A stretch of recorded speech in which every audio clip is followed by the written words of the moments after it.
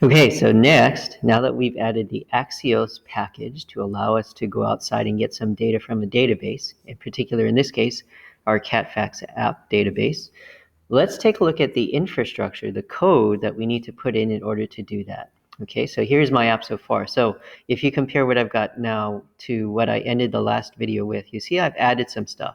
And this is just in the interest of just being a little bit more efficient and clear and not getting too off track in just adding all the extra stuff that you already know about. So I've added a button here in the middle. It's a blue button that says Get Cat Fact. And so the code for that is, you can see that in my main function right there. So there's the button.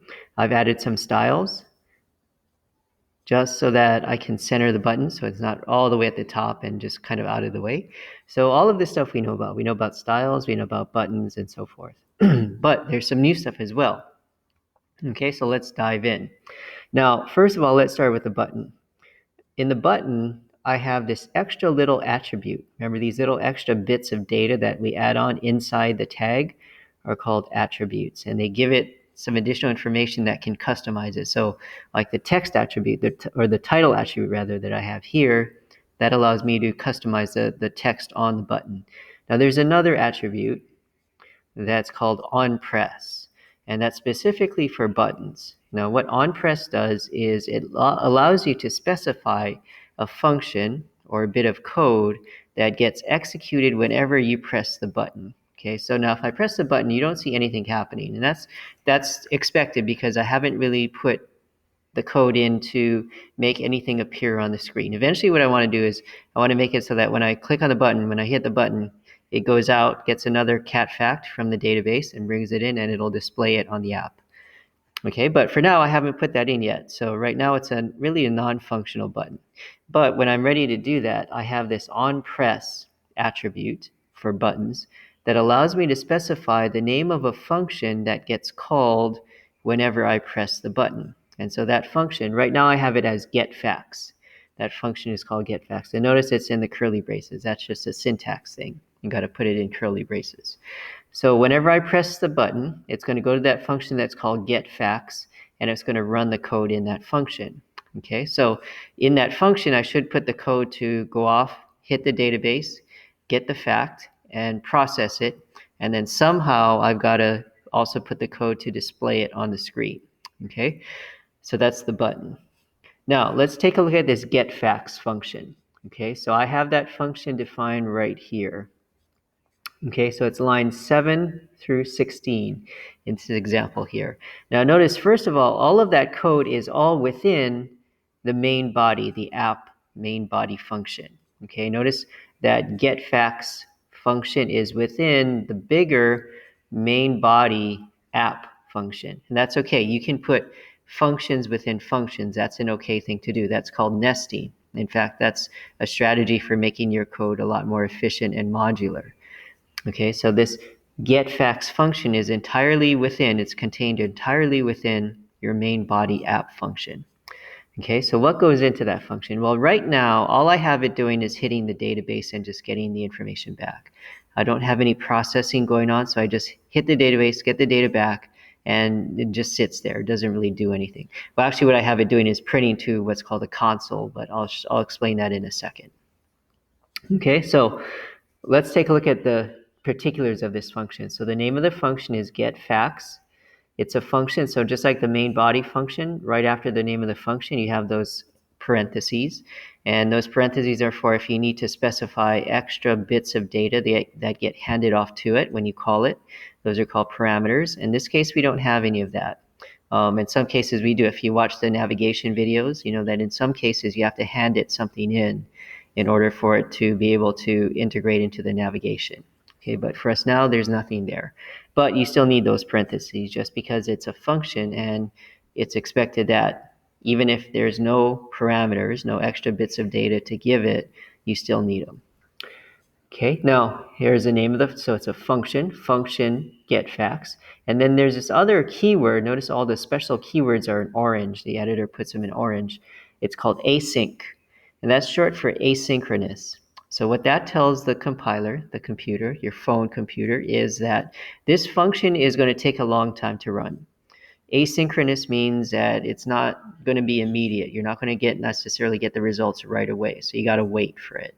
And that's because whenever you go off your device, go off to a database over the internet, that's going to take time to do that. And depending on how busy the internet is, how busy the connections are, it might take some noticeable time. So an async or asynchronous function means that it's a function that the compiler knows is going to take some time, so it's got to wait for the results. It can't just go on to the next thing.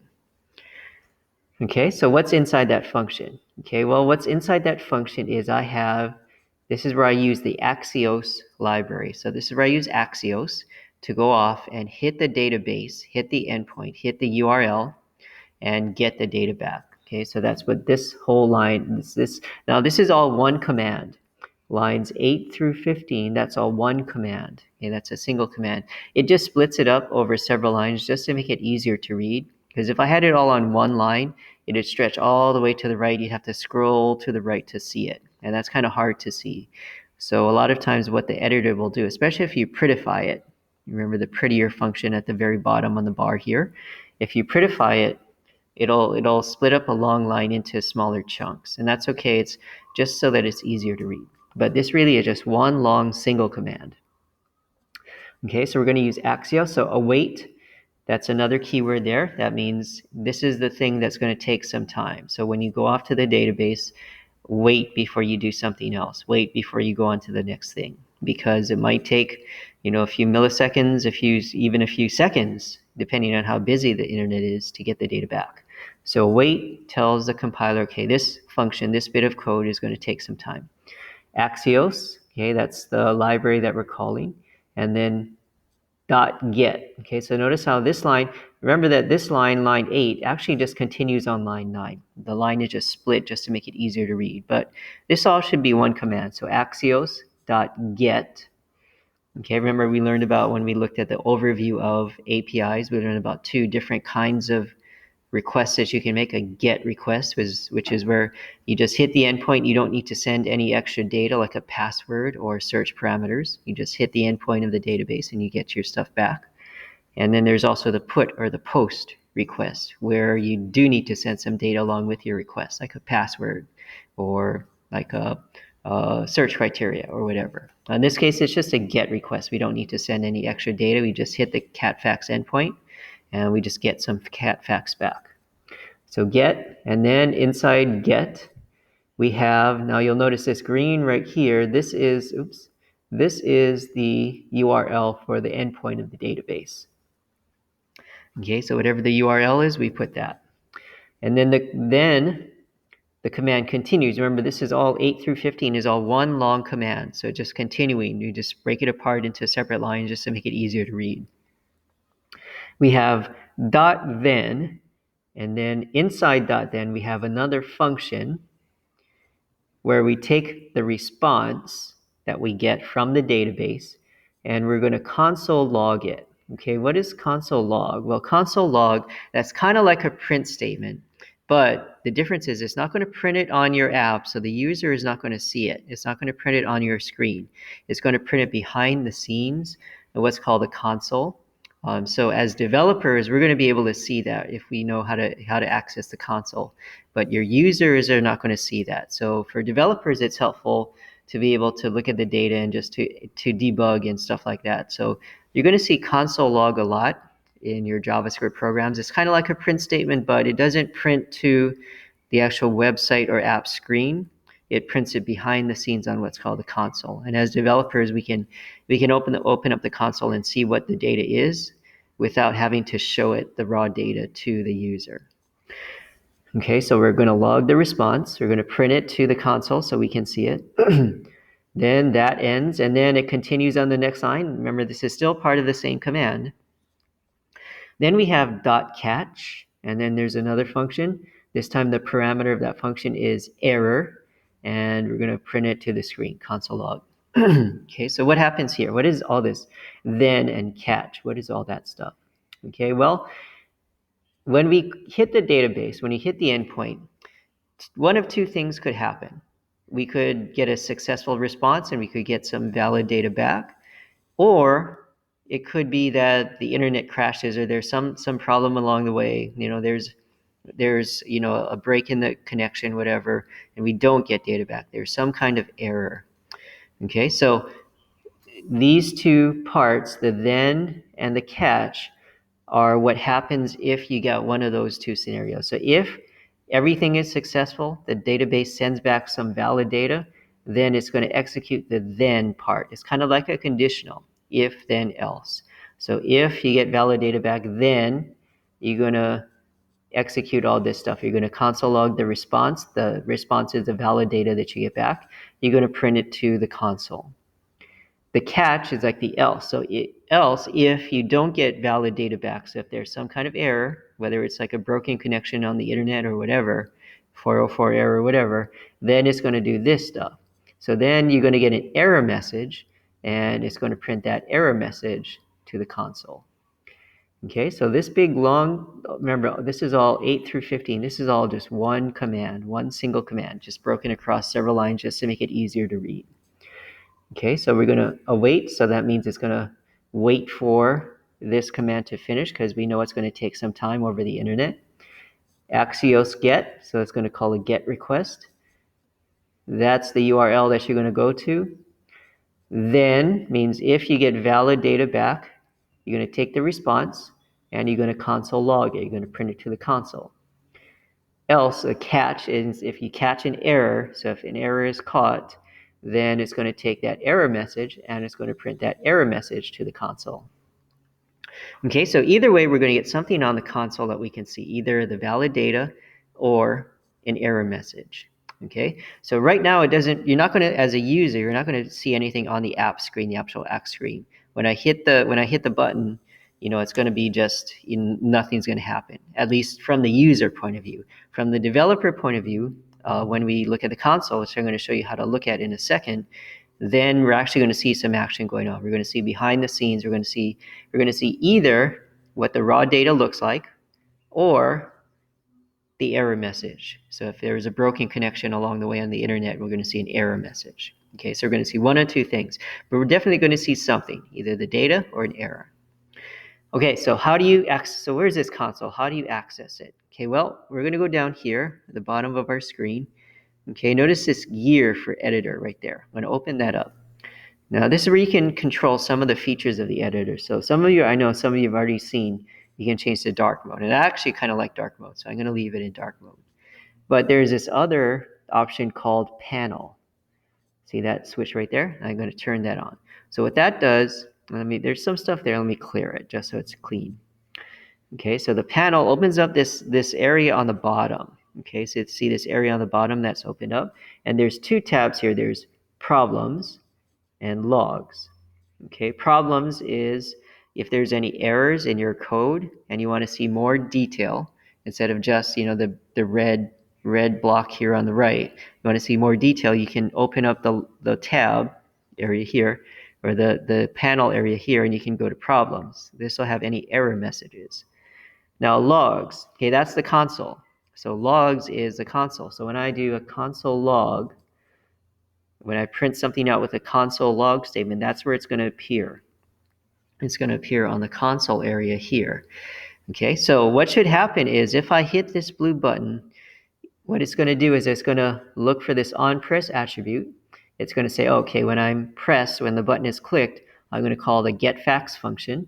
Okay, the getFax function is up here. It's contained within our main app body. The getFax function is asynchronous, which means I got to wait a little while for it. When it executes, it's going to wait for it to call the Axios function, Axios library get. It's going to go to this URL. It's going to get some data. If it gets a valid response back, then it's going to print that response to the console log, the raw data. If it catches an error, then it's going to print the error to the console log.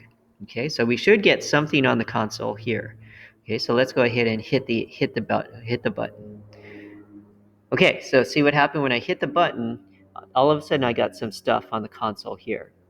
Okay, so it's Chrome, so that must mean it's coming through the Chrome browser. And looks like there's some data there. It looks like there's a lot of stuff there. And notice I have this arrow here, so I can expand it, open it up. and it shows me more data. It expands the data. Okay, so it looks like if I just look at it, okay, there's data. It looks like there's a bunch of stuff there. Status 200. Normally when you send a URL request, the status comes back 200 means everything was good. You might have seen, like, if you go to a web page that has a non-existing address, you get like a 404 error. That means the page doesn't exist. So those are the errors. So status 200 is good. That means everything was good. Status text is okay. That's a confirmation. Headers, that's just some special data that it sends back as part of the URL. Config, and looks like that's kind of technical stuff. Okay, now let's see what's in this data. That looks kind of interesting. So if I expand out that data, okay, looks like there's a bunch of stuff there, but if I dig a little deeper, I see, all of a sudden, I see some cat facts. See, look at this right here. Wikipedia has a recording of a cat meowing because why not? Looks like there's more stuff. Here's another cat fact. When cats grimace, they're usually taste scenting. So it looks like deep within this response, in this data thing right here, there's a bunch of cat facts. So we're getting some stuff back. So it looks good. That means that our code to get the data, this stuff right here, that's actually working. We're getting data back. Okay, that's the first hurdle. Okay, the first big challenge is setting up your request, your GET or your POST request, so that you actually are getting some valid data back. And that's a non-trivial thing.